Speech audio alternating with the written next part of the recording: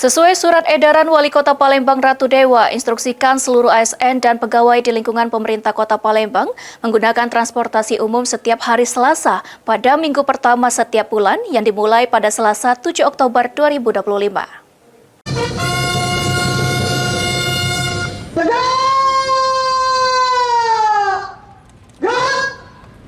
Bina Aceh. Pemerintah Kota Palembang memulai kebijakan baru sesuai surat edaran yang ditandatangani langsung oleh Wali Kota Palembang Ratu Dewa. Seluruh ASN dan pegawai di lingkungan pemerintah Kota Palembang diminta menggunakan transportasi umum setiap hari Selasa pada minggu pertama setiap bulan yang dimulai pada Selasa 7 Oktober 2025.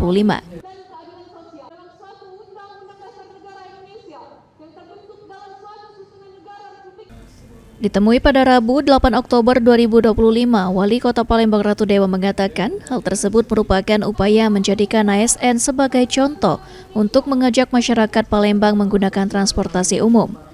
Salah satu tujuan dari kebijakan ini adalah untuk mengurangi kemacetan di beberapa titik Kota Palembang. Tidak sebatas surat edaran, Kepala OPD, Camat, dan lainnya diminta untuk melakukan pengawasan dan penerapan sanksi jika ada yang melanggar kebijakan tersebut.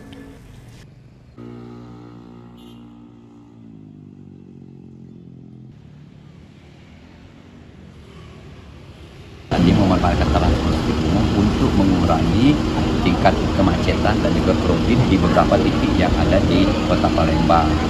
Tetapi kita tidak hanya sebatas mengeluarkan surat himbauan, surat edaran, tetapi dibutuhkan pengawasan. Pengawasannya artinya bagaimana? Dari para kepala dinas, kepala badan, camat, sampai ke tingkat kelurahan, bahwa mereka itu bila perlu memang harus dimobilisasi. Ditambahkan Wali Kota Palembang, kebijakan penggunaan transportasi umum bagi ASN baru dilakukan 1 bulan sekali dan ke depan kebijakan ini akan dirutinkan. Sandi Pratama, PAL TV.